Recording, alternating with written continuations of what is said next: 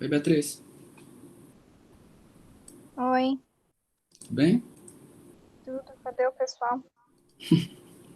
Boa pergunta. Hum, Eu ia agora perguntar se o link estava funcionando, tá, né? Esperar uns 10 minutinhos, né? Se ninguém entrar. Daí vai só nós mesmo. tá bom. Você acha o Meet melhor do que o Zoom, Beatriz? Eu achei. É. A gente tá Então, usando ele a mais primeira... pra todas as matérias. então, é porque a primeira vez que eu tentei, não sei se foi com a DM, travava muito, assim. Me pareceu que ele é mais pesado, mas talvez tenha sido coisa da minha internet aqui. Boa noite, Lucas. Tá sem áudio?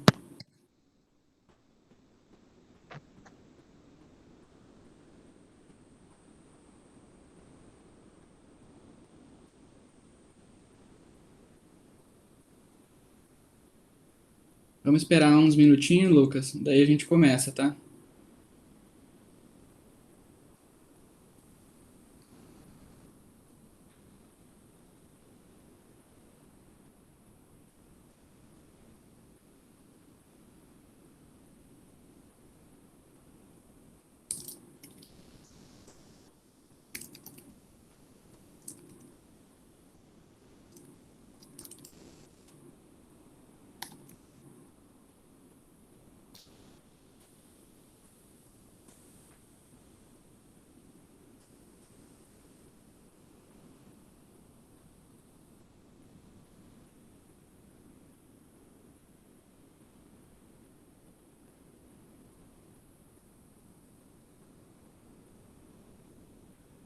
Lucas, você tá me ouvindo?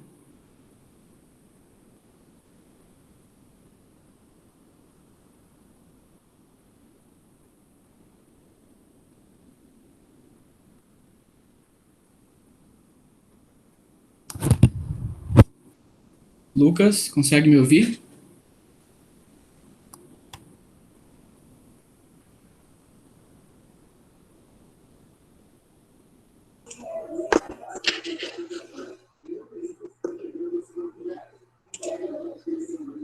Lucas, tá me ouvindo?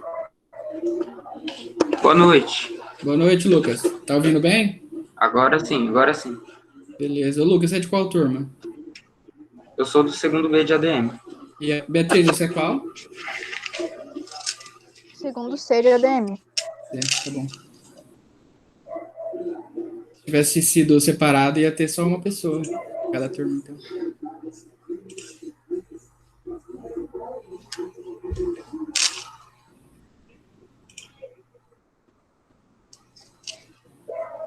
Ei, comecei a estudar administração recentemente, não sei se comentei para vocês. Comentou não. Recentemente teve um saldão na Saraiva, sabe aquela livraria? Uhum. Olha o livro que eu comprei.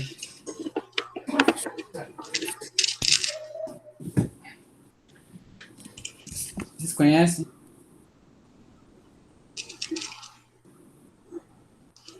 Eu não. Então, eu paguei R$ 15, vocês acreditam? Olha o tamanho dele. Eu acho que custava uns cento e pouco, 150.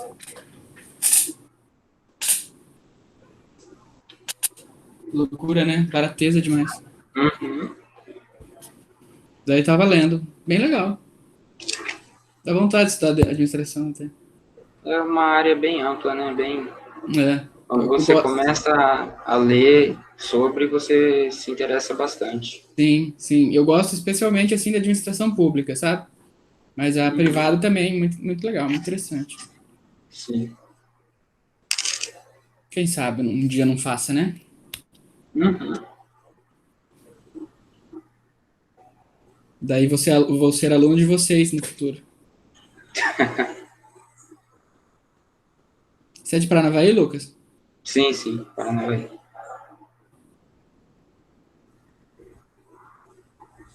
Quantos anos você tem? Eu já fiz essas perguntas, mas é que é tanta gente. Quase 20 agora, É, segunda-feira. Piazão, parabéns aí, resultado. Obrigado. Eu fiz ensino médio em Paranavaí, E, tendo objetivo, sabe? sim, eu fiz no Colégio Marins. Marins, Isso. não conheço. Eu conheço pouco, na verdade, da cidade. É pública mesmo. Que fica em que bairro? É aqui no Jardim Ouro Branco. Ouro Branco. É perto do Ah, eu centro. sei. Onde tem o antigo São Francisco lá. Isso. Como é que chama agora? É São Francisco ainda? É Cidade de Canção. Cidade de Canção. Sei, sei. Eu tinha um tio que morava ali do lado. Hum,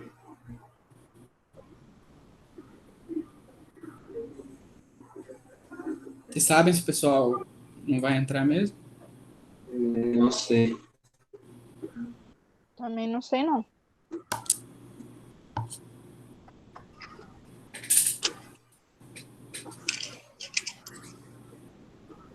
Boa noite, Nadine. Boa noite. Da época não vai dar música, você Tava imagina. quase ficando triste aqui, que só tava duas pessoas. Agora três já melhora muito.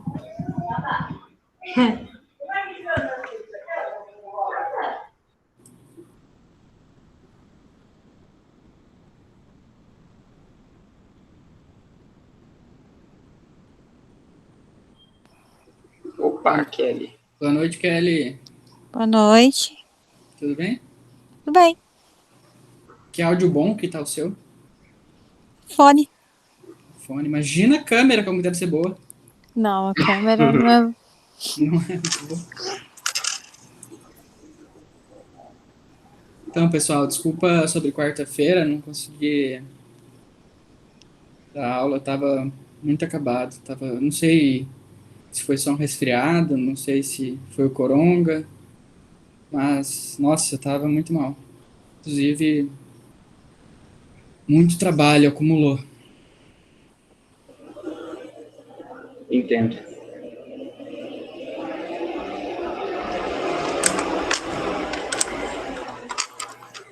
Então, acho que a gente pode ir começando, né? Porque já deu 10 minutos. 4 pessoas mesmo. Tá bom? Então, Lucas, se puder deixar desligado o microfone, porque Kelly também. Mas, por favor, quem puder deixar a câmera ligada é bom, porque para eu não me sentir tão sozinho aqui. Então, deixa eu falar só o que a gente vai dar uma olhada hoje. Hoje é uma aula meio rápida, assim. Vocês quatro estavam presentes na aula da Karen, semana passada? Eu estava. Então, ela falou bastante de orçamento e tal, da onde vem o dinheiro, para onde o dinheiro vai e tal, né? Eu gostaria que vocês tivessem tido essa aula que eu vou dar agora antes, né? As contábeis conseguiu ter. Mas eu acredito que ainda assim vai ser bastante útil. Vocês vão conseguir ligar bastante do que eu vou falar com o que ela falou ali, tá bom?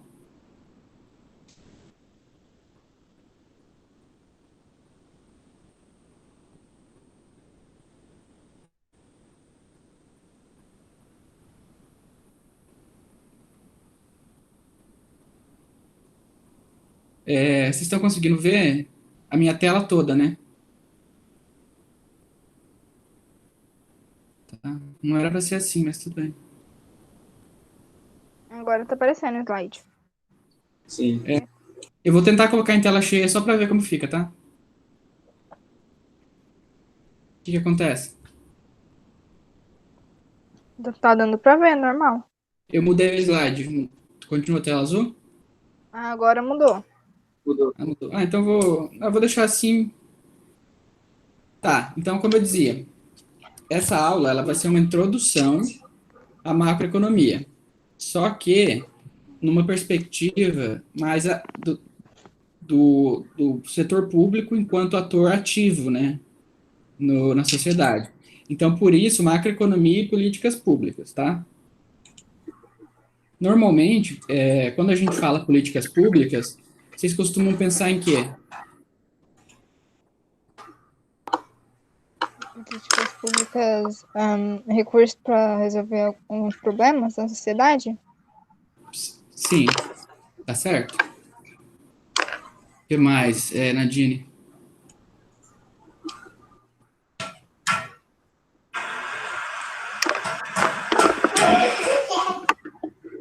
Lucas? Ações do governo, dinheiro público. É isso mesmo, assim. Mas, via de regra, quando a gente fala em política pública, o pessoal, assim, tende a pensar em política social, né? Não sei se essa ideia remete para vocês também.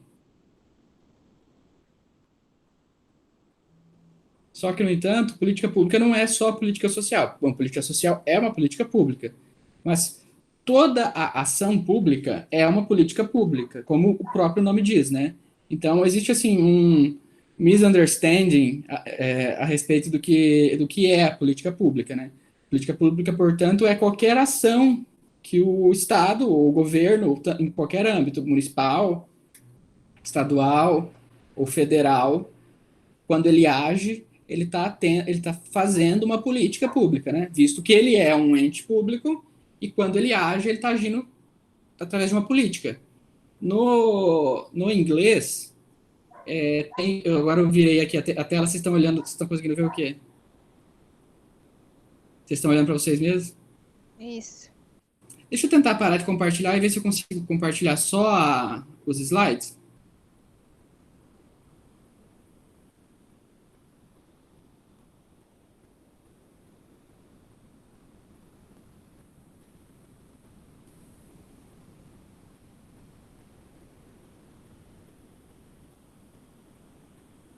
Acho que eu não consigo, não. Ah, eu sou louco de ruim nessas coisas, né? Mas tá bom. Então vai sim.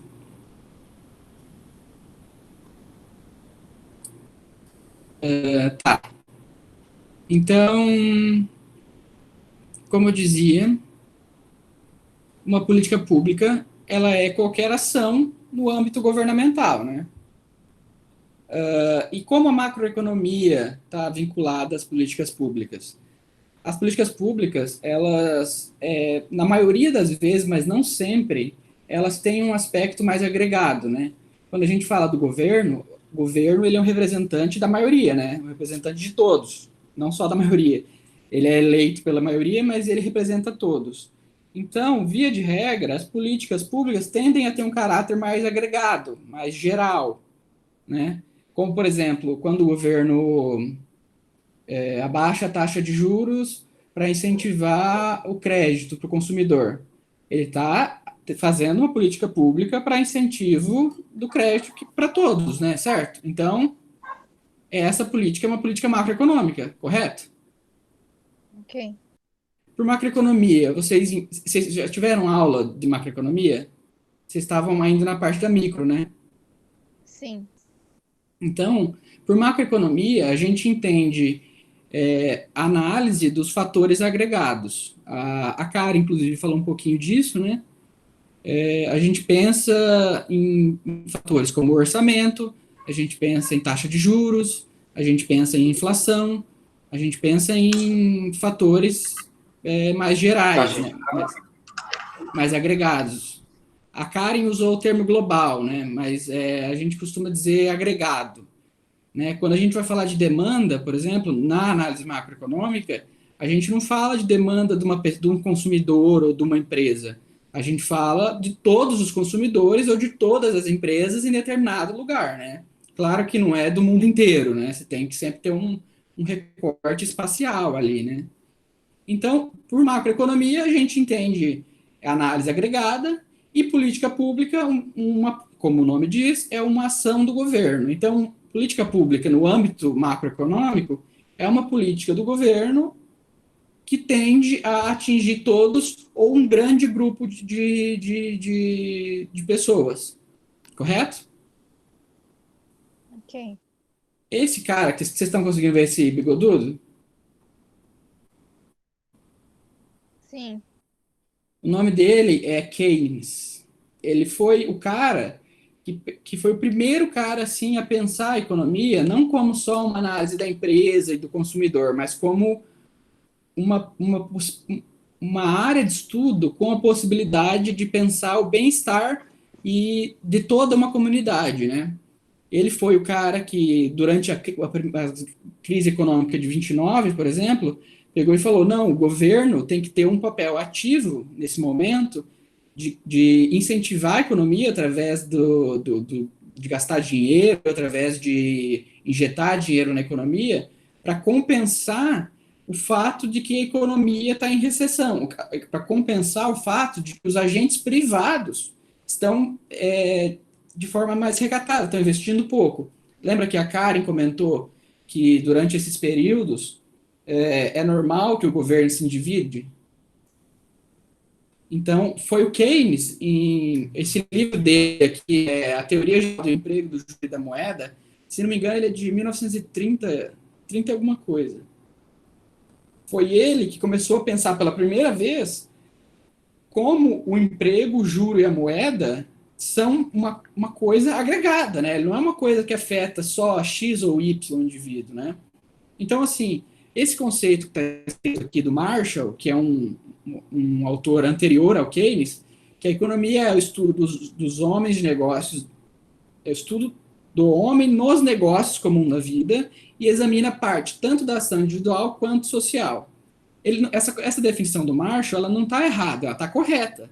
No entanto, Marshall ainda não conseguia pensar isso num âmbito agregado, num âmbito mais amplo, como Keynes, pela primeira vez, e na década de 30, conseguiu com esse texto dele, A Teoria Geral do Emprego, do Juro e da Moeda.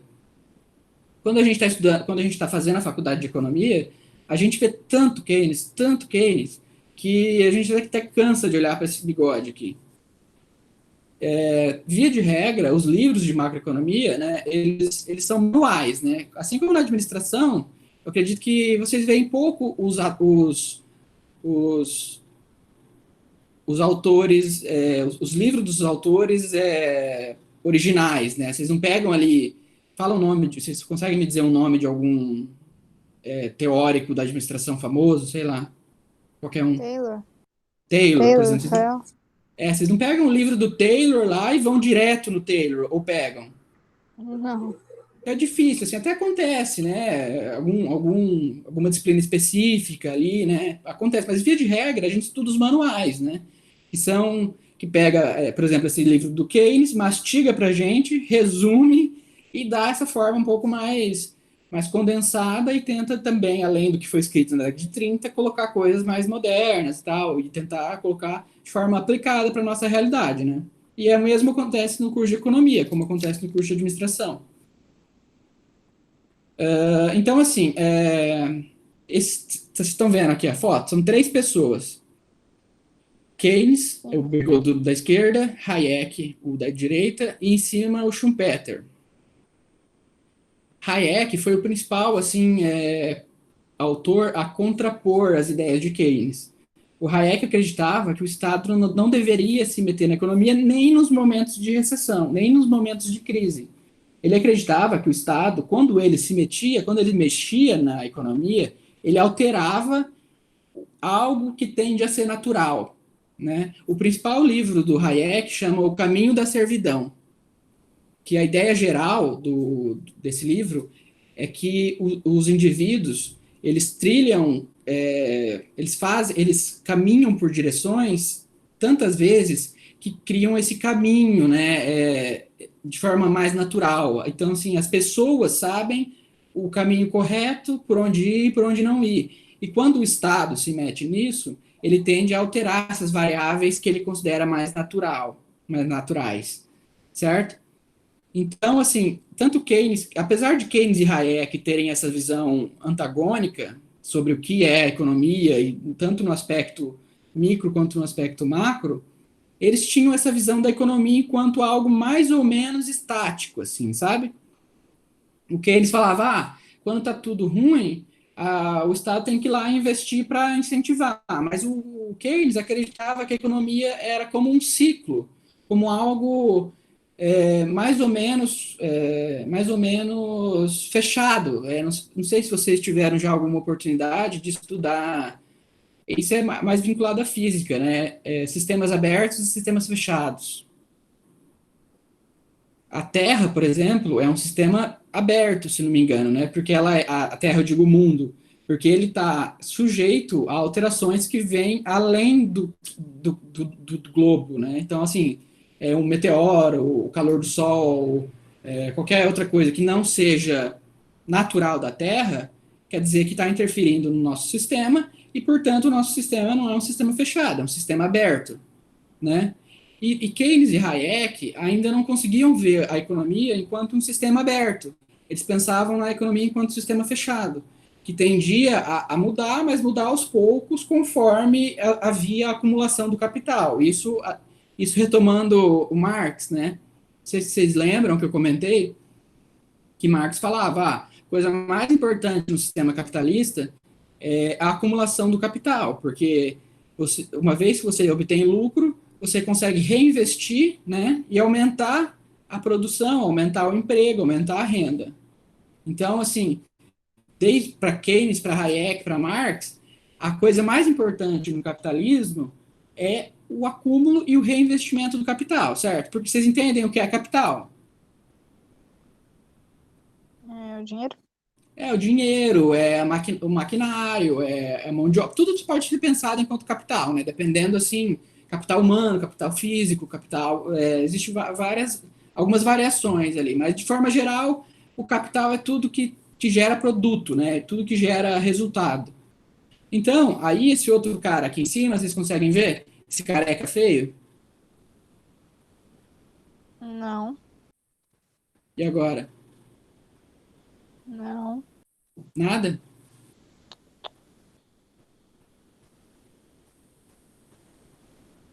Não? não. E Tá no agora? nosso, tá no nosso tela da gente se olhar. Agora foi. Agora foi. Então, esse cara aqui em cima, narigudo, careca, ele chama Schumpeter. Ele é da mesma época que o Keynes e o Hayek. Só que o Schumpeter foi o primeiro cara a pensar a economia enquanto um sistema aberto. Ele pensava assim: independente de não haver um acúmulo de capital, independente de não houver um lucro para ser reinvestido, um excedente, é possível que se tenha mais produto, mais riqueza com a mesma quantidade de capital. O Schumpeter, ele é o expoente, ele é o cara que pela primeira vez começou a pensar a economia de forma agregada sob a perspectiva da inovação. Então, assim, ele pensava, se eu tiver o mesmo tanto de trabalhador, o mesmo tanto de máquina, só que eu conseguir pensar uma maneira de organizar o trabalho que economize tempo e gere mais produto, isso é uma inovação. E eu não alterei nada meu capital, certo? Estão me ouvindo?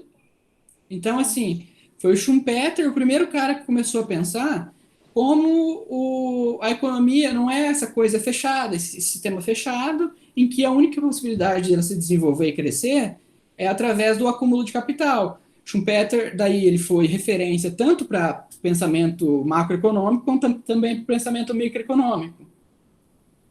Certo? Ok. Ok.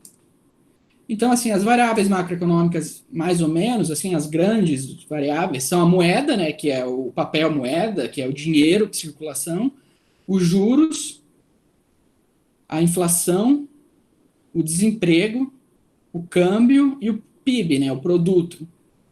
Essas variáveis são as variáveis que, via de regra, a gente ouve no jornal, né?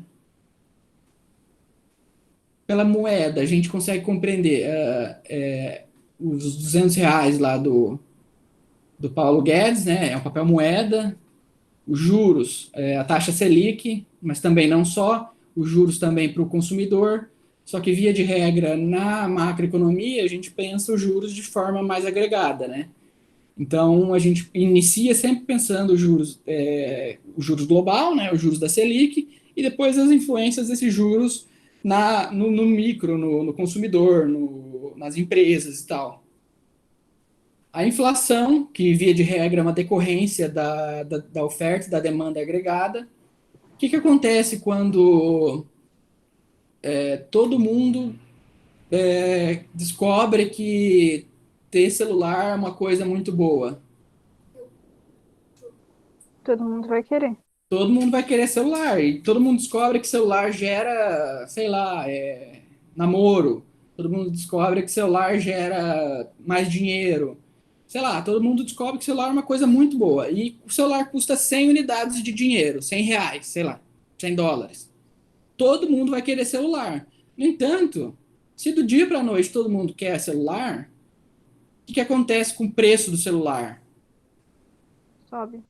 Ele sobe, porque mesmo que a produção de celular, mesmo que seja possível aumentar a produção de celular, essa produção ela tem um tempo para ser aumentada, né? Ela não pode, ela não aumenta do dia para a noite. Então, entre esse tempo do aumento da produção do celular e o período em que todo mundo está querendo mais celular, ocorre o quê? Um aumento do preço do celular. E um aumento do preço do celular, todas as demais variáveis constantes, né, não acontecendo nada de diferente, a não ser a vontade das pessoas por ter mais celular, é a inflação.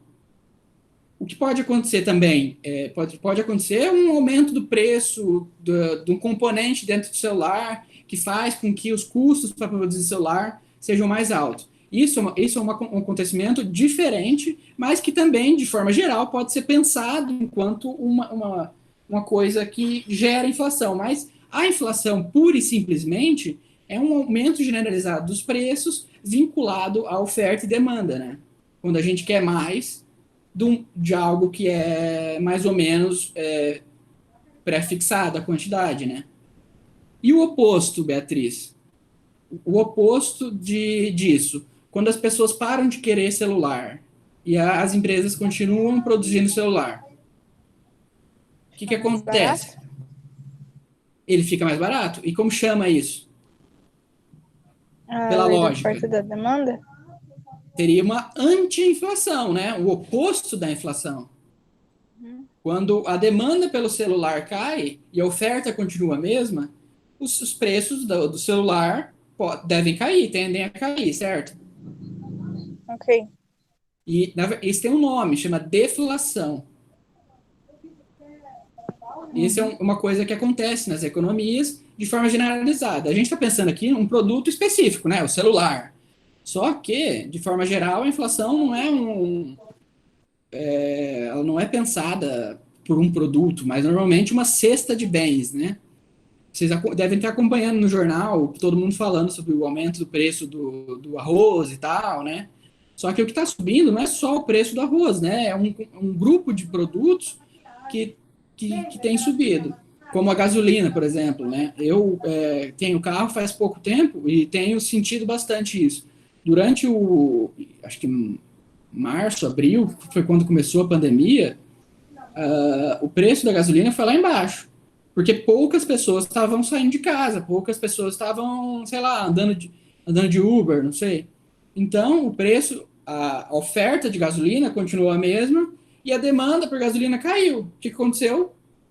O preço da gasolina teve que baixar, né, para continuar vendendo. Então, aconteceu uma deflação nesse produto específico que é a gasolina.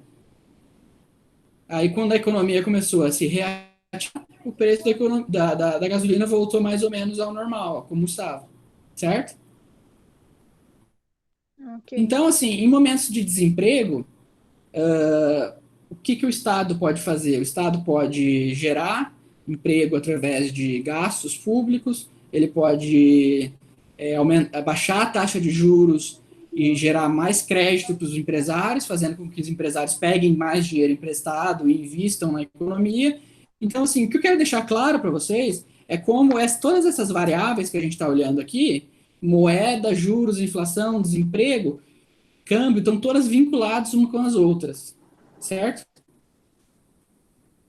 Deixa eu colocar a bateria do computador aqui que tá... Então, assim, em um momento de desemprego, por exemplo, e como a gente está vivendo agora, aumento do desemprego, queda do produto, o que acontece? O governo, ele tende a baixar a taxa de juros em um processo de tentativa de esquentar, de ativar a economia, né? Tentando reverter essa política. Então, essa política de baixa de juros, por exemplo, ou de emissão de moeda, ou de desvalorização do câmbio, são todas políticas macroeconômicas que são políticas públicas, certo? Ok. Existe uma teoria na economia que já não é tão relevante, mas que ainda assim é interessante de pensar. Chama curva de Phillips. Curva de Phillips porque o cara que pensou ela chamava Phillips. Ele analisa a taxa de inflação como em uma relação inversa à taxa de desemprego. Então, assim, quanto menor a inflação, maior o desemprego, certo? Não é exatamente assim que acontece e tal, mas é uma relação interessante. E até hoje ela é estudada. Então, assim, as políticas que o governo tem, a gente já falou isso várias vezes, né? Mas as formas que o governo tem para política pública, para agir na sociedade, é através da política monetária, através da política fiscal e através da política cambial, né? Vocês se lembram disso? Ok.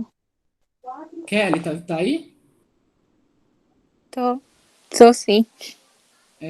Então, a política monetária, ela é uma política é o que o nome diz, é uma política que visa injetar dinheiro ou tirar dinheiro, dependendo da situação, de uma determinada economia, né? E o que ele pode fazer, como o governo pode injetar ou enxugar dinheiro numa economia? Ele pode emitir papel moeda, ele pode emitir título público e ele pode alterar a taxa de juros. Quando ele altera a taxa de juros, ele está incentivando as pessoas a pegarem mais dinheiro ou menos dinheiro, dependendo se a taxa de juros for para cima ou para baixo, correto?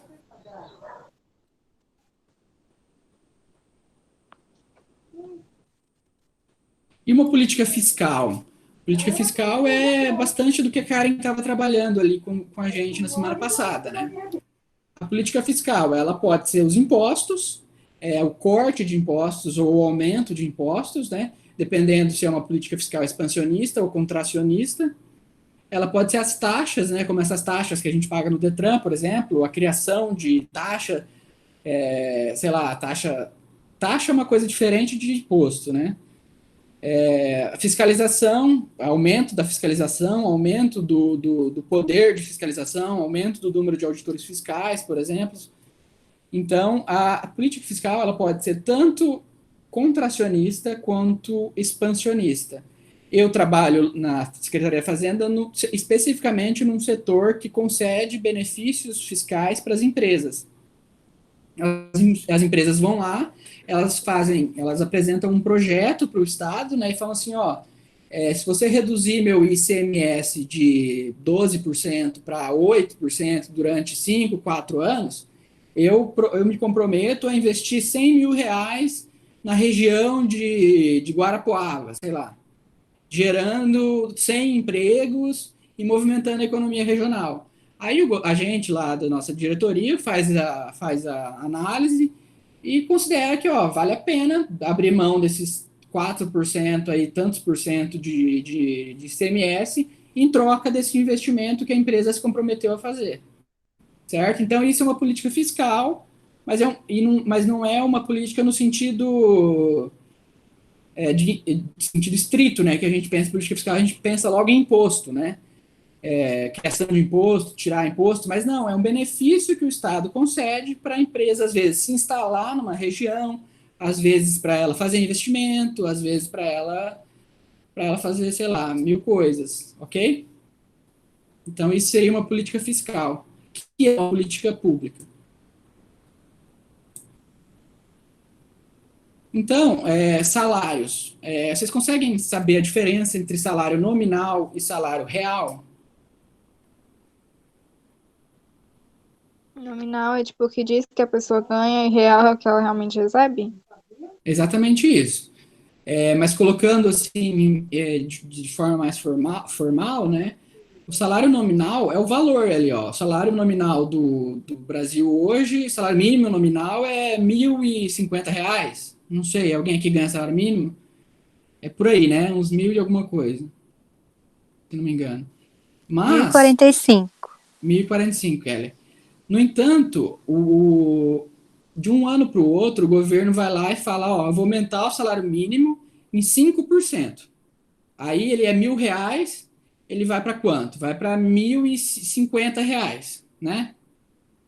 Houve um aumento real no salário mínimo?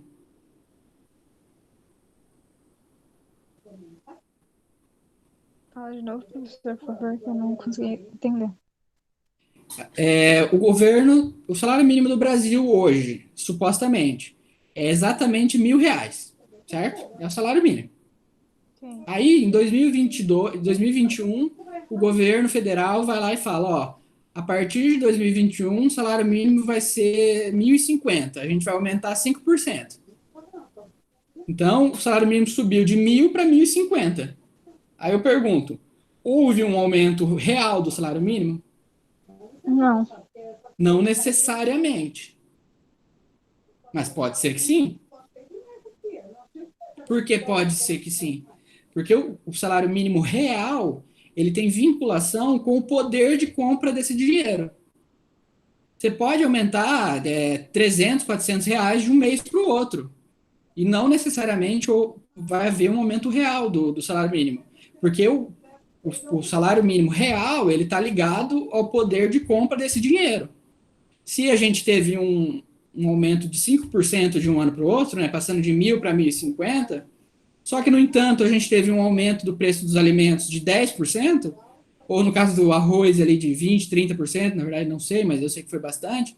Então, se a gente teve uma inflação da cesta de consumo de mais de 5%, e o aumento do salário mínimo foi 5%, o salário real ele não cresceu. Tudo acima de 5% foi perda.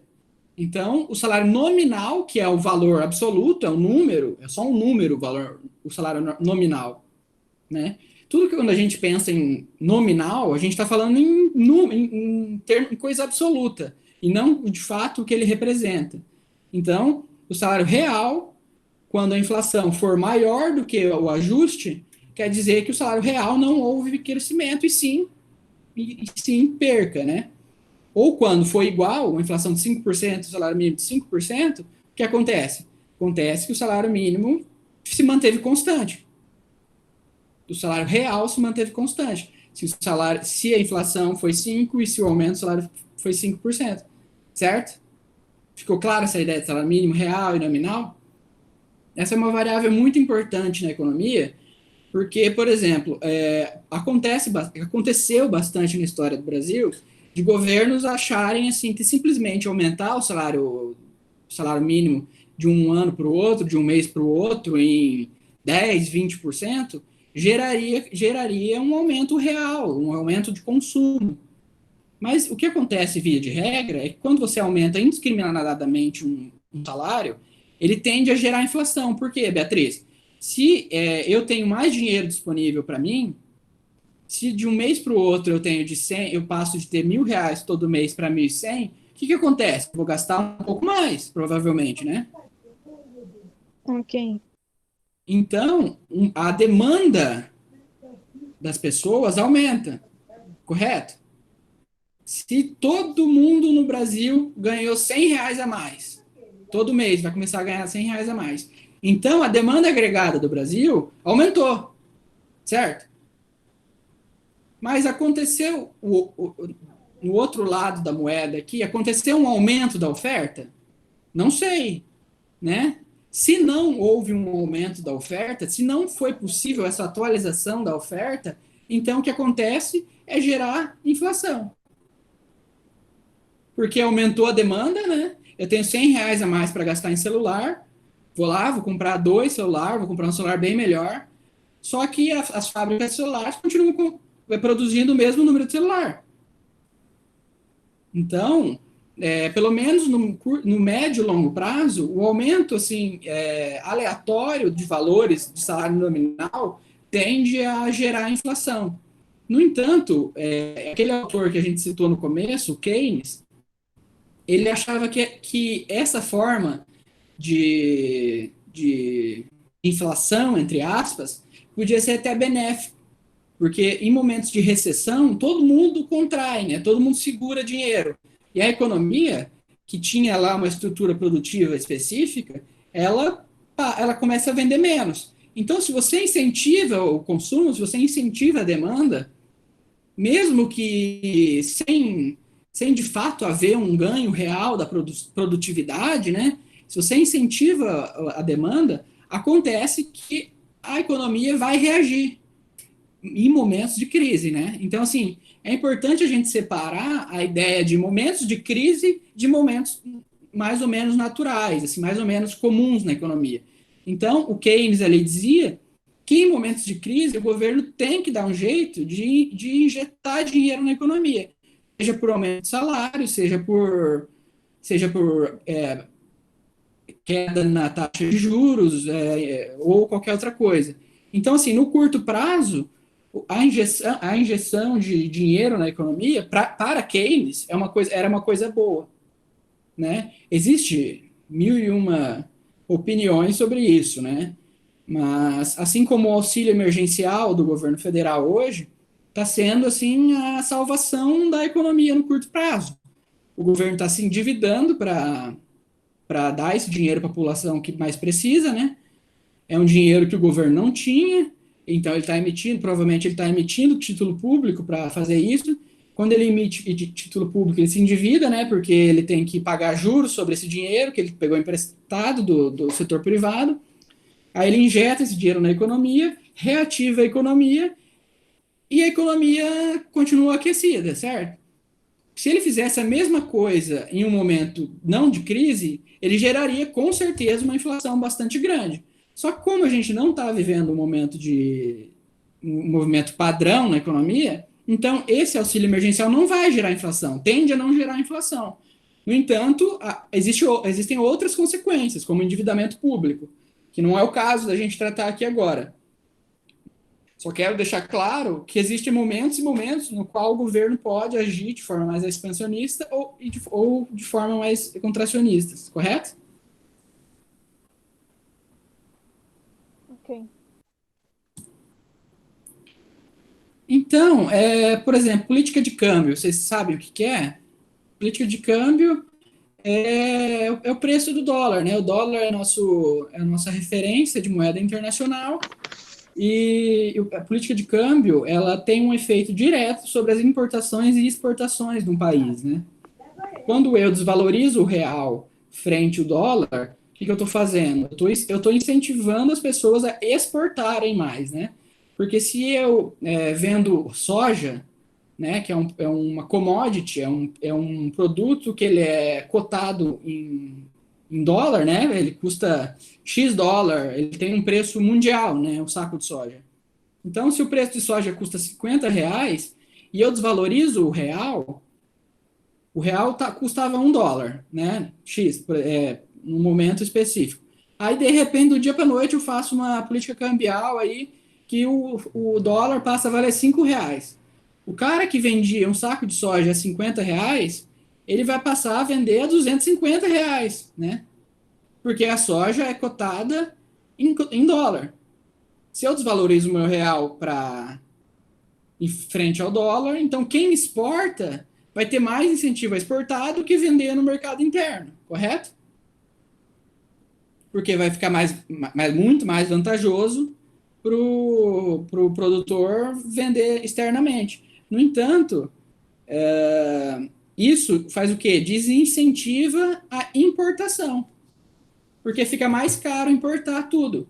Porque algo que eu pagava R$ 50, quando o dólar R$ 1, eu vou passar a pagar R$ 250, sendo que o meu salário mínimo continua 1.000, entende? Então, a política cambial, ela é uma política que afeta principalmente essa variável macroeconômica que é a balança comercial, que é o que sai e o que entra no país. Tudo certo?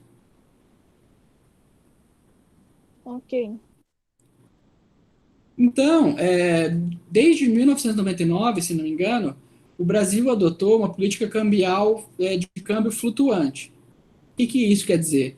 Isso quer dizer que o governo ele não escolhe a taxa de câmbio assim de forma, hoje a taxa de câmbio vai ser R$ 2, hoje amanhã vai ser 3. Ele não tem esse poder tão ativo para escolher a taxa de câmbio. No entanto, ele consegue, assim, alguma manobra, né, através do Banco Central, ele consegue injetar dólar na economia ou retirar dólar da economia, ele consegue alguma margem, alguma banda ali para dar um controle nessa política cambial. No entanto, como ele é flutuante, ele se comporta mais ou menos como o preço, como os preços, qualquer preço de qualquer coisa. Assim como o preço do celular, que a gente falou no começo, lembra? O preço do celular vai variar conforme a demanda e a oferta. Se as pessoas começam a ter muita vontade de comprar celular, o preço do celular vai subir, certo? Isso tá ok. Se as pessoas, de repente, começam a querer dólar, o preço do dólar vai subir. É isso que acontece numa política cambial flutuante. Ela varia conforme a oferta e a demanda de dólar no país. Ficou claro?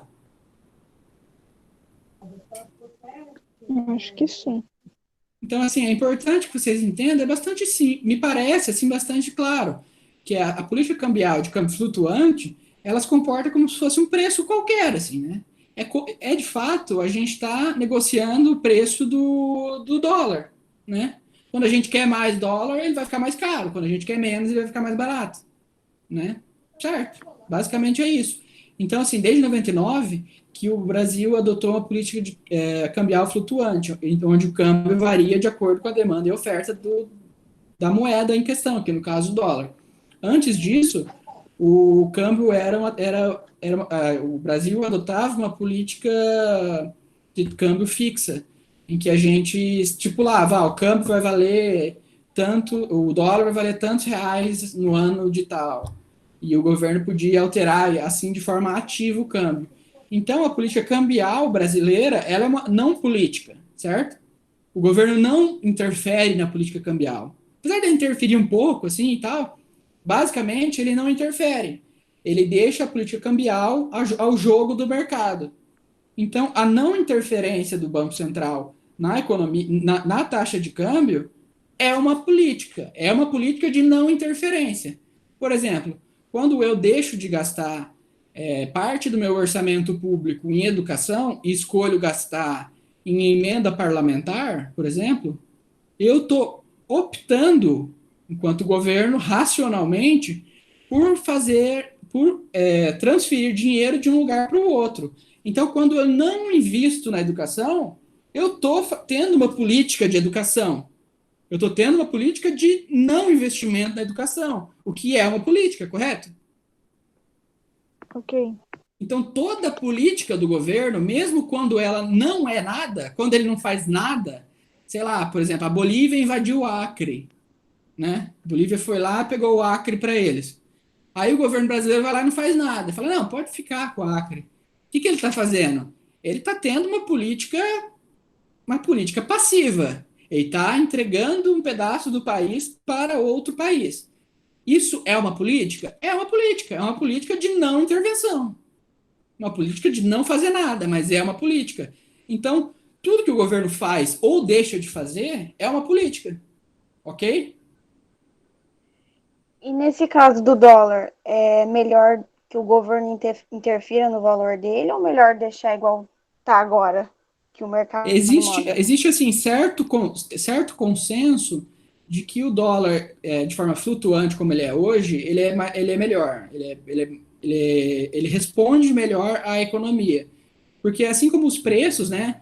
Eu vou estabelecer que o saco do arroz custa R$ 10 e ele vai ter que custar R$ 100, não importa. O que vai acontecer? As pessoas que produzem arroz, elas não vão querer produzir arroz, né? Porque às vezes R$ 10 não vale a pena, né? Então, o mesmo acontece no dólar, na taxa, na política cambial. Às vezes, quando o governo interfere muito, desestimula a economia a reagir de forma natural. Ele desestimula a economia. Por exemplo, se o dólar custa R$ 1, eu que não vou deixar meu dólar aqui no Brasil, entendeu? Porque o que, que eu quero com uma moeda real que não vale nada? Eu não posso. Qualquer lugar que eu saia do país, eu vou. O real não vale nada. Eu não consigo comprar uma bala com o real. Porque não tem valor no mundo inteiro.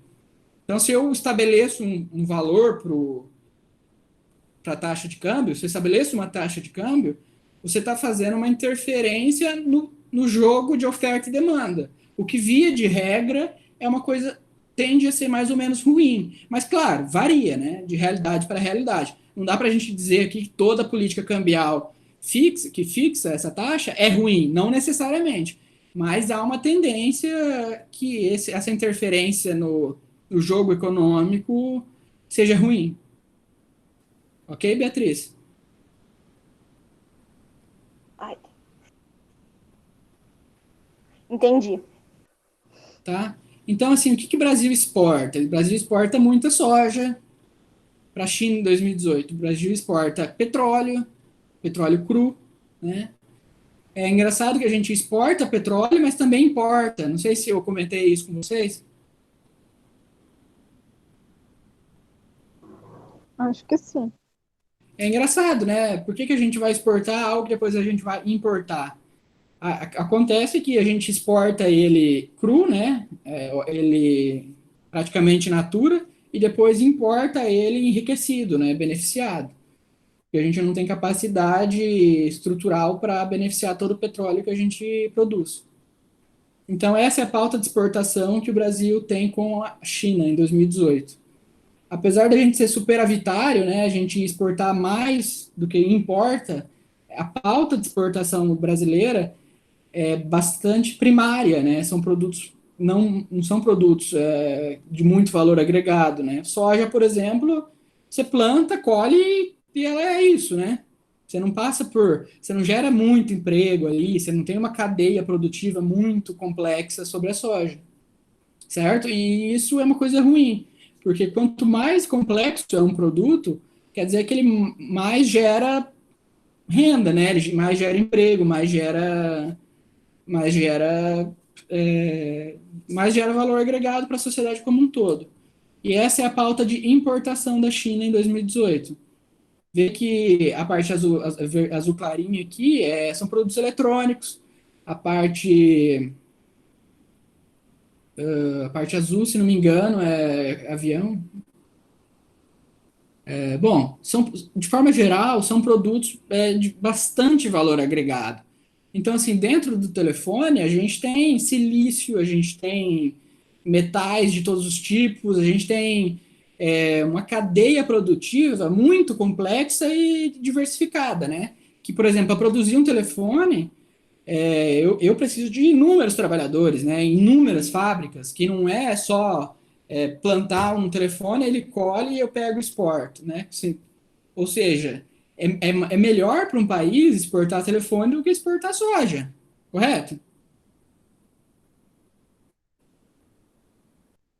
Ok.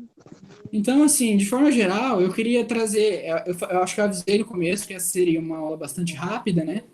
Eu queria que vocês entendessem, assim, de forma geral, o que é a macroeconomia e ela enquanto um instrumento de política pública, tanto para ação do Estado, né, quanto para não ação do Estado, às vezes. Às vezes, a não ação é mais importante do que a ação, correto?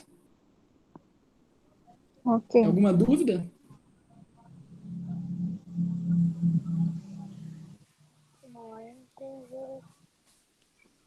Então, assim, eu pretendo na próxima aula. Eu pretendo na próxima aula trazer a microeconomia e as políticas públicas. Bem nesse formato, assim, que eu trouxe as macroeconomia e políticas públicas, pensando como o Estado ele interfere no consumidor e no produtor, sabe? Através de políticas públicas setoriais ou individuais ali. Ah, eu vou beneficiar o setor agropecuária, sei lá, no sudeste da cidade de Pato Branco, sei lá, entendeu? Então, assim, às vezes a política pública ela é também uma política microeconômica, que afeta diretamente o Lucas ali, que mora no Conjunto Ouro Branco e agora as pessoas do Conjunto Ouro Branco pararam de pagar a taxa de iluminação, porque a Prefeitura Municipal de Paranavaí considera que a iluminação lá é mais barata, sei lá, ou que os moradores do Ouro Branco são mais bonitos e não precisam, entendeu? Às vezes a política pública ela é também microeconômica, nem sempre ela é só uma política macroeconômica, tá ok? Então, essa aula foi para a gente pensar a política pública como algo grande, algo que afeta todos de forma mais ou menos idêntica, mais ou menos parecida, e daí depois a gente vai pensar a política pública como algo mais que afeta a vida da gente, pessoa, né? Ou a gente empresário, ou a gente parte de algum sindicato, ou de algum grupo empresarial. Tá ok, gente? Então a aula de hoje era isso. Rapidinho, né? Mas bastantes conceitos. Então, eu já subi lá no Moodle, tá? Para vocês colocarem no relatório. Eu acho que a Beatriz está me devendo uns relatórios ou não? Eu? É. Tô. Então tá bom. Se agilizem aí, pessoal. Boa sexta-feira para vocês. Obrigado, igualmente. Obrigada. Obrigada.